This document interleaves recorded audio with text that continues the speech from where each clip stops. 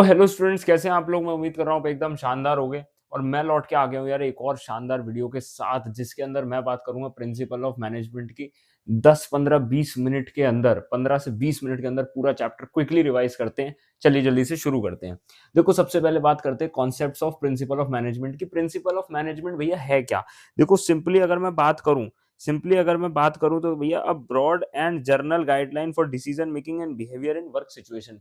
भैया एक journal guideline होती है, ठीक है, डिसीजन मेकिंग करने के लिए और बिहेवियर को वर्क सिचुएशन में अंडरस्टैंड करने की। भैया एक गाइडलाइन है कि यार कैसे बिहेवियर होता है, ठीक है, किस तरीके से वर्क सिचुएशन में काम करता है, ठीक है। ये सब हमें बताता है कौन? Principle of management. जनरली यार एक गाइडलाइन है कि यार अगर कोई पर्टिकुलर काम ऐसे हो रहा है ना, कोई पर्टिकुलर चीज ऐसे हो रही है, तो उस सिचुएशन में हमें क्या करना चाहिए, वो बताता है हमें। भैया प्रिंसिपल और टेक्निक में क्या डिफरेंस होता है? प्रिंसिपल और टेक्निक में क्या डिफरेंस होता है, मैं आपके लिए थोड़ा जूम कर देता हूँ। प्रिंसिपल और टेक्निक में भैया ये डिफरेंस होता है, लेट मी जस्ट साइज थोड़ा सा मैं आपके लिए कम कर देता हूँ। Let me make it 15 16। Okay okay. Now अगर मैं बात करूं प्रिंसिपल वर्सेस टेक्निक्स की, तो भैया प्रिंसिपल होते हैं गाइडलाइंस डिसीजन के लिए, जबकि जो टेक्निक्स होती है भैया वो स्टेप बाय स्टेप प्रोसीजर होती है अकम्प्लिश करने के लिए गोल्स को, ठीक है। ये छोटा सा डिफरेंस है, ज्यादा बार पूछा नहीं गया, बट ठीक है, पता होना चाहिए आप लोगों को। फिर भैया प्रिंसिपल वर्सेस वैल्यूज भी एक हो जाता है। भैया वैल्यूज मॉरल कॉनोटेशंस होती है ना। मॉरल वैल्यूज क्या होती है? जो पर्सनल होती है आपकी, है ना, कि मेरी वैल्यूज क्या है, जैसे बोलते हैं ना मेरी वैल्यूज ये है, ठीक है। तो इस तरीके से जो वैल्यू होती है वो पर्सनल होती है और found by common practice generally. आप अपने आसपास के लोगों से सीख कर कुछ अपना एक्सपीरियंस लेकर लाइफ में उस तरीके से सीखते हो।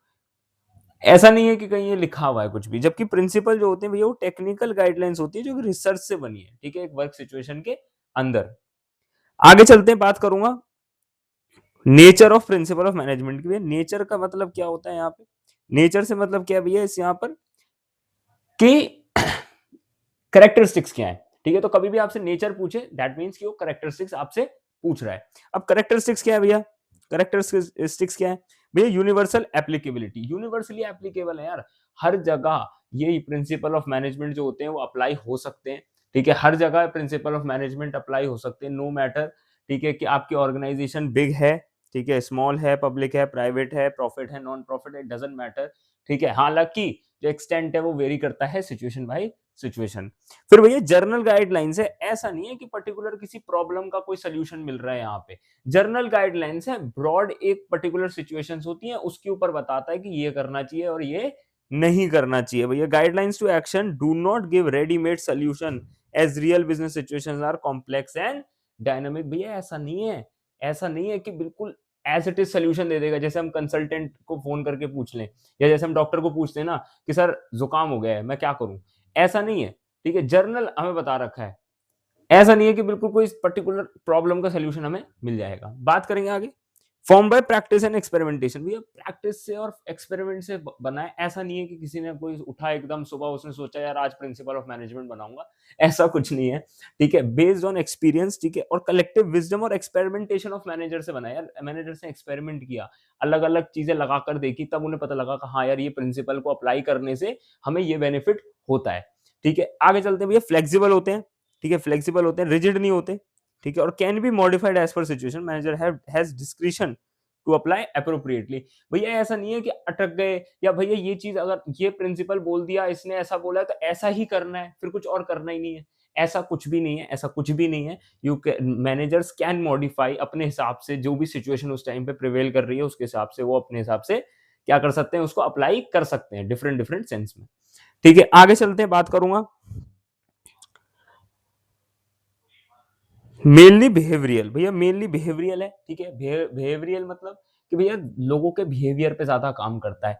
Understand relationship between human and the material resources. भैया मटेरियल रिसोर्सेज जैसे रॉ मटेरियल वगैरह और ह्यूमन के बीच का जो रिलेशनशिप है उसको क्या करता है, उसको समझने में मदद करता है और एम करता है कि भैया जो हमारा ह्यूमन बिहेवियर है वो कैसे इन्फ्लुएंस हो रहा है और किस तरीके से हम उसको इन्फ्लुएंस करें कि हमारे मैक्सिमम एफिशिएंसी और इफेक्टिवनेस आ सके।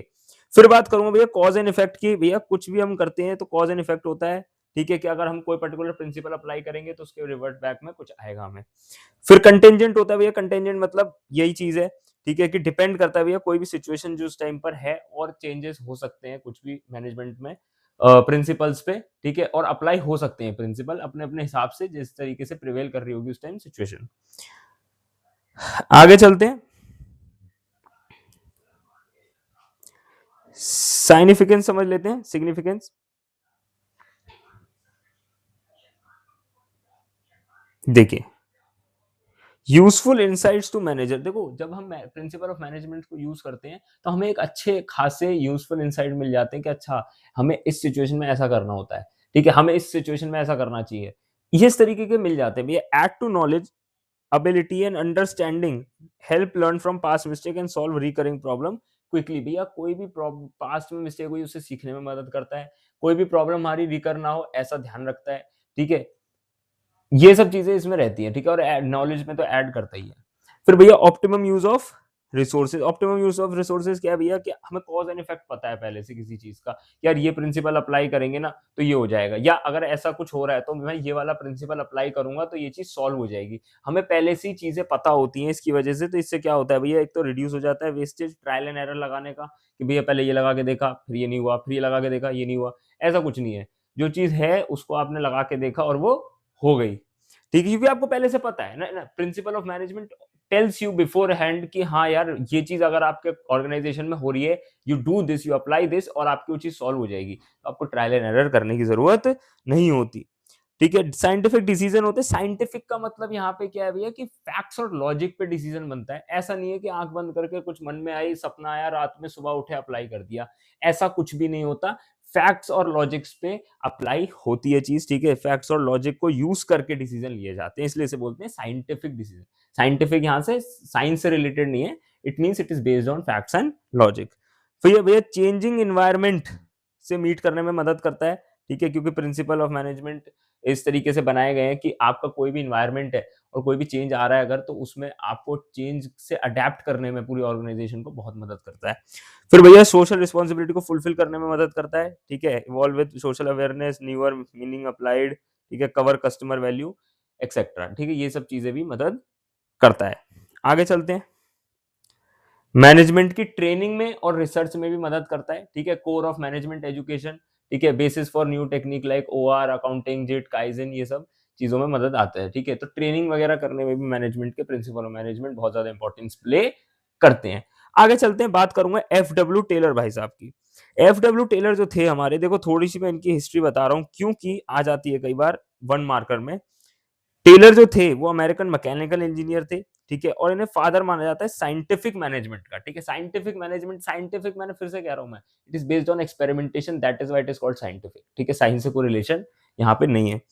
की आइडिया क्या था भैया, replace rule of thumb with scientific method to find one best way, ठीक है, मैं थोड़ा सा इसको इरेज कर देता हूँ, find one best way to do any job, goal increase output, improve quality, reduce wastage and cost. कह रहा भैया एक काम को करने का एक बेस्ट तरीका होता है और उसको ढूंढना ही हमारा काम होता है, वो ये कह रहे हैं, ये नहीं कि कुछ भी लगा रहे हैं और फिर यार ये तो एक्सपेरिमेंट पे एक्सपेरिमेंट हो रहा है, पैसा वेस्ट हो रहा है, ऐसा कुछ नहीं।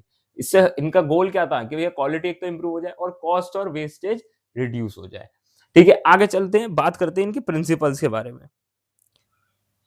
देखो इन्होंने 4 प्रिंसिपल दिए थे, ठीक है, science not rule of thumb. Science not rule of thumb क्या कहता है भैया, कि हर काम को करने का वन बेस्ट मेथड होता है, और ये जो मेथड है ये आप किससे फाइंड करोगे, एक्सपेरिमेंटेशन से फाइंड करोगे और वर्क स्टडी से फाइंड करोगे, ठीक है। ये नहीं कि पर्सनल जजमेंट लगा रहे हैं, अपने मन से कुछ भी सोच के लगा ले रहे हैं और फिर भैया ये तो रिजल्ट ही नहीं आ रहा, ऐसा कुछ नहीं होना चाहिए, ऐसा कुछ नहीं होना चाहिए। साइंटिफिक इंक्वायरी होनी चाहिए, ऑब्जर्व, एनालाइज, स्टैंडर्डाइज, यहां देखो लिख रहा है ना, ऑब्जर्व, एनालाइज एंड स्टैंडर्डाइज, ये होना चाहिए, ठीक है, ऐसा नहीं कि कुछ भी अपने मन से लगा रहे हैं। फिर हार्मनी नॉट डिस्कॉर्ड और कोऑपरेशन है नॉट इंडिविजुअल, ये भाई बहन है, ठीक है, ये भाई बहन है, क्यों, क्योंकि हार्मनी नॉट डिस्कॉर्ड कहता है कि भैया मैनेजमेंट और वर्कर्स के बीच में, ठीक है, किसके बीच में भैया, मैनेजमेंट और वर्कर्स के बीच में, just give me a second, management और वर्कर्स के बीच में भैया हार्मनी रहनी चाहिए, और अपनी मेंटल थिंकिंग, ये देखो यहाँ पे एक नया वर्ड आया मेंटल रेवोल्यूशन, मेंटल रेवोल्यूशन पे क्वेश्चन बनता है, बहुत बार ध्यान से सुनना। Management share management share gains, worker cooperate, conflict benefits no one. कह रहा है भैया हार्मनी होनी चाहिए किसमें, मैनेजमेंट और वर्कर में। देखो जो एफडब्ल्यू टेलर थे ना, वो अपर मैनेजमेंट की बात नहीं करते थे, वो मिडिल लेवल मैनेजमेंट की बात नहीं करते थे, वो लोअर मैनेजमेंट और साथ ही साथ जो वर्कर होते हैं। पिछली वीडियो में पूरी वीडियो 20 मिनट के अंदर पूरा चैप्टर 1 समझाया, उसमें लेवल ऑफ मैनेजमेंट समझाया। अगर अभी वीडियो नहीं देखी है तो जाकर देखो उसे। उसमें मैंने समझाया है कि जो लोअर लेवल होता है और जो नीचे वर्कर होता है उसके लिए बात करते थे एफडब्ल्यू टेलर जी। ठीक है, वर्कर कोऑपरेट करे, कॉन्फ्लिक्ट से भैया कोई फायदा नहीं है। मेंटल रेवोल्यूशन होना चाहिए। मेंटल रेवोल्यूशन क्या है कि वर्कर्स के दिमाग में ये नहीं आना चाहिए कि यार हमसे सिर्फ काम कराते हैं, और मैनेजर के दिमाग में नहीं होना चाहिए कि यार ये तो ऐसी हैं, इनसे तो कुछ भी करा लो, ऐसा नहीं। ठीक है, बहुत अच्छे से उन्हें ट्रीट करना चाहिए दोनों को, एक दूसरे को। हर कोऑपरेशन नॉट इंडिविजुअल कहता है भैया कंपटीशन नहीं होना चाहिए ऑर्गेनाइजेशन में, है ना। कंपटीशन नहीं होना चाहिए, कोऑपरेशन होना चाहिए। मैनेजमेंट जो होता है उसे सजेशन को लिसन करना चाहिए, सुनना चाहिए। वर्कर्स के सजेशन को अगर कह रहे हैं कि सर यहाँ पे ना हमें सेफ्टी नहीं लग रही, तो उसको सुनना चाहिए मैनेजमेंट को। कई बार ऐसा होता है मैनेजमेंट क्या करता है, उनकी नीड्स को, उनकी डिमांड्स को या उनके सजेशंस को क्या करता है, इग्नोर कर देता है। और जब वो इग्नोर करता है तो आपके सामने फिर घटनाएं होती हैं, है ना, कि वहां फैक्ट्री में आग लग गई, इतने लोगों की डेथ हो गई। ये सब चीजें वो कब होती हैं, जब मैनेजमेंट सुनता नहीं है। तो एफडब्ल्यू टेलर क्या कहते थे कि भैया कोऑपरेशन होना चाहिए। ठीक है, equal division of work and responsibility होना चाहिए। ऐसा नहीं है कोई सारा काम दे रहे हैं, एक को बिल्कुल काम नहीं दे रहे क्योंकि वो मेरा चाहिए है, ऐसा नहीं होना चाहिए। फिर development of each person to greatest efficiency, भी साइंटिफिक सिलेक्शन होना चाहिए वर्कर्स का, असाइन वर्क होना चाहिए, मैचिंग फिजिकल। अब कोई बेचारे के पैर में लगी हुई है और आप उसको ईंट उठाने का काम दे दो, तो ये बहुत बुरी बात है ना, ये बहुत बुरी बात है। ऐसा नहीं होना चाहिए, राइट, ऐसा नहीं होना चाहिए। यही एफडब्ल्यू टेलर कह रहे हैं कि भैया साइंटिफिक सिलेक्शन होना चाहिए और असाइन करना चाहिए वर्क फिजिकल उस पे, कि भैया फिजिकल, मेंटल, इंटेलेक्चुअल कैपेबिलिटीज क्या है उसकी। और अगर उस पर कुछ चीज नहीं है, ठीक है, मान लीजिए उसको कंप्यूटर का कुछ काम करना है और उसके पास वो रेलेवेंट स्किल नहीं है, so he should be provided training so that he can develop to his greatest efficiency। आगे बात करते हैं, ठीक है, टेलर जी की कुछ टेक्निक्स के बारे में, ये जल्दी जल्दी मैं कवर करूंगा। चलिए, फंक्शनल फोरमैनशिप कहता था 8 क्या होने चाहिए, 8 लोग होने चाहिए हर वर्कर के ऊपर। कौन 8 लोग हैं वो देखो, प्लानिंग साइड में 8 स्पेशलिस्ट अंडर फैक्ट्री मैनेजर। जो फैक्ट्री है, फैक्ट्री में जो एक वर्कर काम कर रहा है, जो एक मजदूर काम कर रहा है ना, कन्वेयर बेल्ट्स वगैरह पे आपने बचपन में कोई शोज देखे होंगे, फूड फैक्ट्री हो गया, फूड टेक हो गया, ये जैसे भी इस तरीके के शोज देखे होंगे, तो वहां कुछ वर्कर्स होते थे जो काम करते थे, है ना, कि कन्वेयर बेल्ट पे जाना और इधर से उधर माल को पहुंचाना, ये सब काम। वो काम की बात कर रहा हूँ, उन वर्कर्स की बात कर रहा हूँ। तो भैया क्या होते थे, प्लानिंग साइड में एक इंस्ट्रक्शन कार्ड क्लर्क होगा। इंस्ट्रक्शन कार्ड क्लर्क का क्या होता था कि वो इंस्ट्रक्शन लिख के देगा आपको कार्ड पर उस दिन के कि आपको ये करना है। फिर रूट क्लर्क होता है, एक रूटीन बताता है आपको। फिर टाइम एंड कॉस्ट होता है, जो टाइम एंड कॉस्ट बताएगा हर चीज की, कि हाँ भैया आपको इतने टाइम में करना है, इतनी कॉस्ट में करना है। फिर एक डिसिप्लिनियर होता है, ठीक है, लेट मी जस्ट थोड़ा और छोटा कर लेता हूँ मैं। फिर डिसिप्लिनेरियन होता है, एक डिसिप्लिनेरियन क्या करता है भैया, चेक करता है कि यार ऐसा तो नहीं है कोई उल्टा पुल्टा काम कर रहा है ना, कोई ऐसा तो नहीं है कि कोई मौज मस्ती कर रहा है काम छोड़ के, वो डिसिप्लिनरी देखता है। प्रोडक्शन साइड में भैया स्पीड बॉस होता है, गैंग बॉस होता है, रिपेयर बॉस होता है, इंस्पेक्टर होता है। इंस्पेक्टर सुपरवाइज करता है, रिपेयर बॉस ये तय करता है कि भैया कोई भी सामान में अगर रिपेयर चाहिए, कोई भी मशीन में, तो उसका ध्यान रखता है। ठीक है, गैंग बॉस और स्पीड बॉस ये थोड़ा अभी मैं बताऊंगा आगे चल के आपको। ठीक है, गैंग बॉस इज जर्नली की आपका काम, जो भी आपके पास टूल्स वगैरह है वो आपके पास अवेलेबल होने चाहिए। स्पीड बॉस जो होता है वो स्पीड वगैरह का ध्यान रखता है कि कोई धीरे तो काम नहीं हो रहा। ठीक है, स्टैंडर्डाइजेशन एंड सिंप्लीफिकेशन क्या होता है, स्टैंडर्डाइजेशन में भी बेंचमार्क्स होते हैं, ठीक है, process, tools, time, method, material के लिए। और सिंप्लीफिकेशन कहता है भैया जो भी अननेसेसरी फालतू के काम है ना, एक पर्टिकुलर काम करने में जो भी पर्टिकुलर चीजें आ रही हैं उनको हटा दो भैया, उन्हें एलिमिनेट कर दो, उनमें कोई फायदा नहीं है। सिंप्लीफाई करो काम को जितना हो सकता है और उतना बढ़िया रहेगा। स्टैंडर्डाइजेशन कहता है भैया हर चीज का बेंचमार्क होना चाहिए, कोई काम कितनी देर में करना है, किस टूल से करना है, किस मेथड से करना है, किस मटेरियल को यूज करना है, वो सारा पहले से स्टैंडर्डाइज होना चाहिए।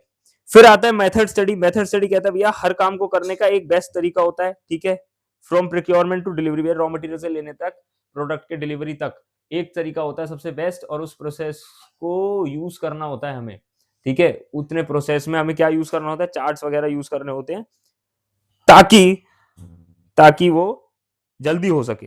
ठीक है, टेलर जी ने ही असेंबली लाइन का कॉन्सेप्ट लेके आए थे, जो कि फोर्ड मोटर्स ने, आपको पता होगा फोर्ड मोटर्स ने वो यूज किया था अपने टाइम पर, जब उन्होंने शुरू किया। असेंबली लाइन कॉन्सेप्ट जो होता है कि गाड़ी का पहले फ्रेम आएगा, फिर उसमें इंजन आएगा, फिर उसके अंदर बाकी कंपोनेंट्स लगेंगे, तो एक कन्वेयर बेल्ट पे सब चलता जाता है। That was introduced by whom, that was only introduced by the Taylor ji. Motion study कहती है भैया कोई भी काम हो रहा है उसको फास्ट से फास्ट करने में कोशिश करो, ठीक है। कोई भी तरीका ऐसा जो भी टाइम वेस्ट कर रहा है उसको हटा दो। टाइम स्टडी कहता है भैया कि एक हर काम को करने का स्टैंडर्ड टाइम होना चाहिए, ठीक है, और टाइम मेजरिंग डिवाइसेस का यूज होना चाहिए ताकि फिक्स नंबर ऑफ वर्कर्स को हम यूज कर सके, ठीक है। Use to fix number of workers कि नंबर ऑफ वर्कर्स कितने हैं, ठीक है। इंसेंटिव स्कीम्स को हम फ्रेम कर सकें और भैया डिटरमाइन कर सकें लेबर कॉस्ट को, या लेबर कॉस्ट कितने लगी। बेसिकली कहने की बात यह है कि टाइम कम लगना चाहिए हर चीज के अंदर और टाइम फिक्स होना चाहिए हर चीज का कि हाँ भाई ये जो पर्टिकुलर मजदूर है, ये पर्टिकुलर वर्कर है, ये इतने घंटे काम करेगा, इस सेंस में बात हो रही है। बात करूं आगे फटीग स्टडी और डिफरेंशियल पीस वेज सिस्टम की,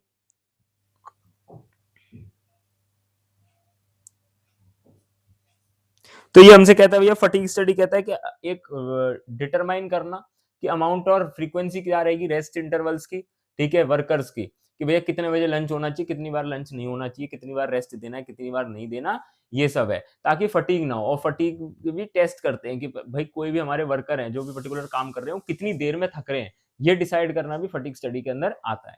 फिर differential piece wage system simply ये कहता है जो जितना काम करे उसको उतने पैसे दो, बात खत्म, बात खत्म। मेंटल रेवोल्यूशन मैंने बता दिया, the core of Taylor's idea changing in attitude of both workers and management from competition to cooperation to maximise output and share the surplus, की भैया दोनों के माइंड में क्या हो जाना चाहिए, चेंज होना चाहिए कि कंपटीशन नहीं कर रहे हैं हम एक दूसरे से बल्कि कोऑपरेट कर रहे हैं to get maximum output and share the surplus, ताकि ऐसा रहे, ऐसा ना हो कि भैया लड़ते ही रहे पूरे टाइम।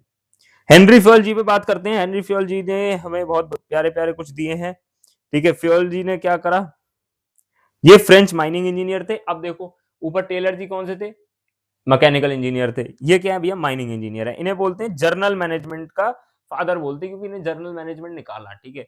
5 फंक्शन इन्होंने आइडेंटिफाई करे थे जो आज भी हम पढ़ते हैं, ठीक है। कौन से, planning, organise, plan, organise, command, coordinate, control, ठीक है। तो ये हमने पढ़ा है, अभी पढ़ेंगे आने वाले चैप्टर में, इंडिविजुअल चैप्टर्स में। और फर्स्ट चैप्टर में मैंने ब्रीफ दिया था, अभी भी वीडियो नहीं देखी जाके देख लो। और यहाँ तक आ गए हो तो यार चैनल को सब्सक्राइब कर लेना, ठीक है, और लाइक कर देना यार वीडियो को अगर समझ में आ रहा है थोड़ा बहुत भी, अगर और हेल्प हो रही है आपकी स्टडीज में तो।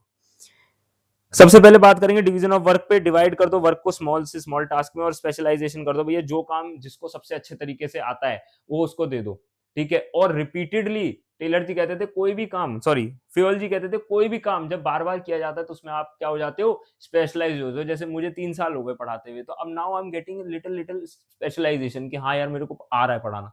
सो this is what happens when you do same work again and again. ये आपके साथ भी होता होगा पढ़ाई में, जब आप कोई चैप्टर बार बार पढ़ लोगे, you will gain specialization on that chapter. और आपका ऐसा होगा कि एग्जाम में आपसे वो क्वेश्चन कोई भी पूछ लो उस चैप्टर में से, यू विल नॉट बी ऐसा नहीं होगा कि आप नहीं दे पा रहे उसका आंसर, ठीक है।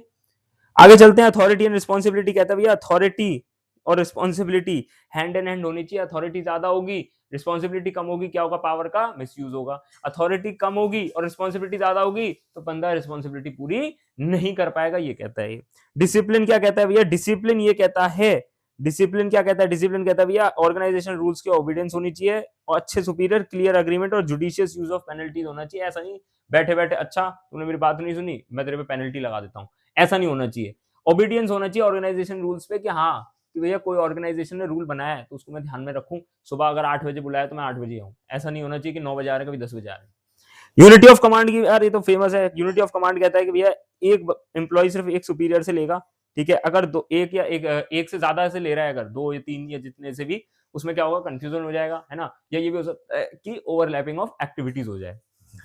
फिर आगे बात करेंगे, आगे बात करेंगे हम यूनिटी ऑफ डायरेक्शन पे। यूनिटी ऑफ डायरेक्शन कहता है भैया सारी एक्टिविटीज जो भी हमारे ऑर्गेनाइजेशन में परफॉर्म हो रही हैं, they should be directed towards the same objective.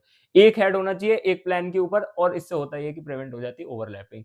ये नहीं होना चाहिए कि भैया ओवरलैपिंग हो रही है, सारे अलग अलग लोग अलग अलग काम कर रहे हैं और फिर पता लग रहा है कि यार ये तो 2 लोगों ने सेम काम कर दिया, ऐसा नहीं होना चाहिए।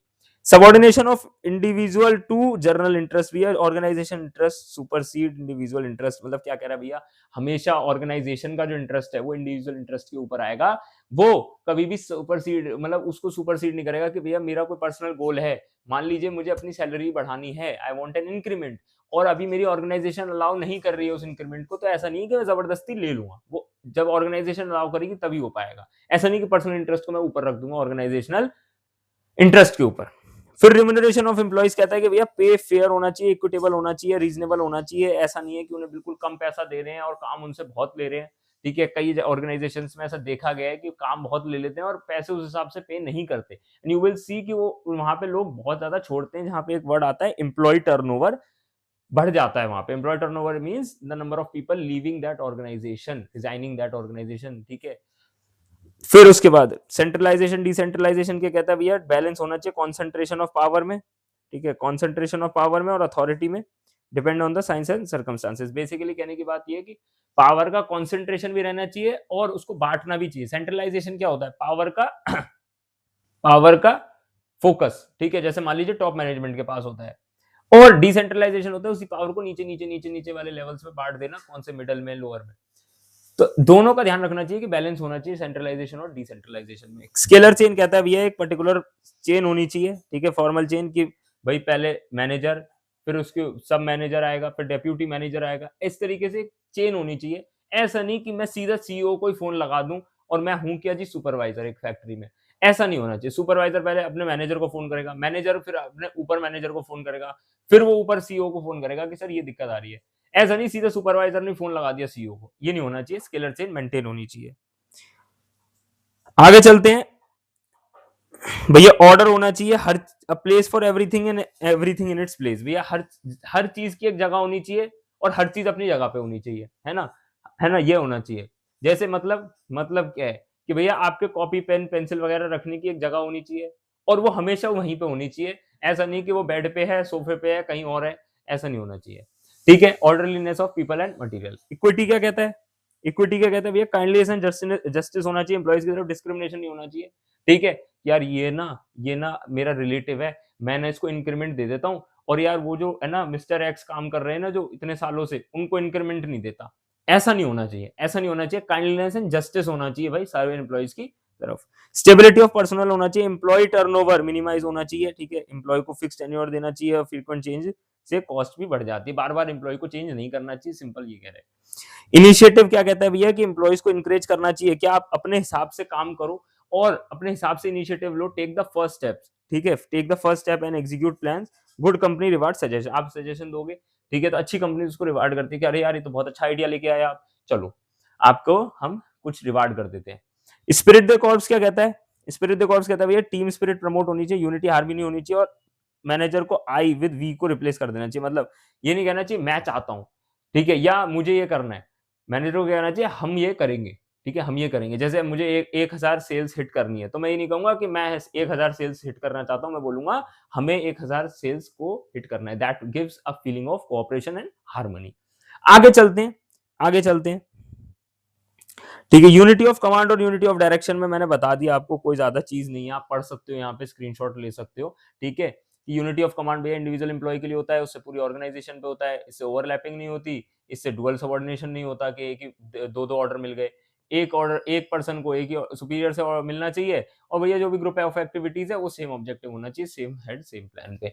फाइनली हम आ जाते हैं अपने टेलर जी और फ्योल जी के कंपैरिजन पे। ठीक है, ये कई बार देखा गया है। ठीक है, यहाँ एक खत्म है, बस थोड़ी देर आप रुक जाओ, बस थोड़ा सा सबर और कर लो, बस खत्म है। ठीक है, खत्म है चैप्टर। आई कैन सेंस कि आप लोग थक गए होगे। ठीक है, बट डोंट वरी, बस खत्म है। देखो, टेलर वर्सेस फ्योल का कंपैरिजन बात कर रहे थे। पर्सपेक्टिव की बात करूं, शॉप फ्लोर लेवल की बात करते हैं। ठीक है, मैंने बता दिया, देखो वैसे ही बताता हूँ। शॉप फ्लोर लेवल की बात हो रही थी, यहाँ पे टॉप लेवल की बात हो रही थी। मैंने पहले बता दिया आपको टेलर, क्योंकि वर्कर्स और लोअर मैनेजमेंट की बात करते हैं। हेनरी जी जो थे वो क्या बात करते थे? टॉप लेवल की बात करते थे, मिडिल लेवल की बात करते थे। ठीक है, ये चीज हो गई। फिर बात करते हैं आगे भैया, फोकस। फोकस एफडब्ल्यू टेलर करता था भैया प्रोडक्टिविटी बढ़ जाए, है ना, प्रोडक्टिविटी बढ़ जाए। हर जगह क्या कह रहे थे वो? एलिमिनेट कर दो फालतू टास्क को। भैया एक काम को करने का बेस्ट तरीका एक ही होता है, वो एक तरीका का है जिसमें सबसे कम टाइम लगे, सबसे कम कॉस्ट लगे। हेनरी फ्योल जी कहते हैं भैया ऐसा कुछ नहीं है, पूरा ओवरऑल एडमिनिस्ट्रेशन को इंप्रूव करने की बात करूंगा मैं तो। यूनिटी ऑफ कमांड इन्होंने दिया, इन्होंने कहा भैया ठीक है 8 फोरमैन दे दिए इन्होंने, कहा भाई 8 लोग एक बंदे पे रहेंगे, वर्कर पे। वहीं पे हेनरी फ्योल जी ने कहा स्टॉन्च प्रोपोनेंट, मतलब कि सिंपली भाषा में बोलूं, इन्होंने उल्टा कहा इसका। उन्होंने कहा नहीं भाई, एक बंदे पे एक ही होना चाहिए। एप्लीकेबिलिटी क्या है? स्पेशलाइज सिचुएशन में ये यूनिवर्सली एप्लीकेबल होते हैं। एफडब्ल्यू टेलर ने स्पेशलाइज सिचुएशन में बताया, जैसे उन्होंने बताया वर्कर के लिए। अब मेरी सर्विस बिजनेस है, वहां पे मेरे वर्कर है ही नहीं, मेरे मजदूर है ही नहीं फैक्ट्री के, मेरी फैक्ट्री नहीं है, तो उस केस में हेनरी टेलर जी के प्रिंसिपल अप्लाई ही नहीं होंगे, है ना। बेसिस क्या है, इनका ऑब्जर्वेशन और एक्सपेरिमेंटेशन से हुआ। इन्होंने सही में जाकर अलग अलग फैक्ट्रीज में दे रन द टेस्ट, ठीक है, उन्होंने यूज करा अलग अलग तरीके, ठीक है, अलग अलग तरीके यूज करे to find the best method. वहीं इन्होंने पर्सनल एक्सपीरियंस से हेनरी फ्यूल जी ने सारी चीजें बताई हैं। पर्सनैलिटी, ये भी साइंटिस्ट थे, वो प्रैक्टिशनर थे। एक्सप्रेशन इनका साइंटिफिक मैनेजमेंट था, वो जर्नल थ्योरी ऑफ एडमिनिस्ट्रेशन था। कंक्लूजन ये कि दोनों कॉम्प्लीमेंट्री है और अच्छे खासा इमेंसली मैनेजमेंट की नॉलेज को करते हैं। Both Henry and Fayol are part of the classical school of management. Their contribution are complementary and not contradictory, कि भैया कॉम्प्लीमेंट्री होते हैं और ना कि क्या, ना कि कंट्राडिक्टरी, एक दूसरे को कॉम्प्लीमेंट करते हैं, ठीक है। नाउ थैंक यू गाइज, ठीक है, ये वीडियो में यहीं तक था। वीडियो अगर पसंद आई हो, ठीक है, वीडियो अगर पसंद आई हो तो भाई दोस्तों के साथ शेयर कर देना, ठीक है, लाइक कर देना, ठीक है, और सब्सक्राइब करना बिल्कुल मत भूलना यार, क्योंकि आपका सपोर्ट रहेगा तो मैं और अच्छी अच्छी वीडियो लेके आऊंगा। पूरा हम सिलेबस खत्म कर रहे हैं, ठीक है, बिजनेस स्टडीज का, ठीक है, इसी तरीके से 10-15-20 मिनट के अंदर अंदर। So thank you guys for watching this video and I will see you next time.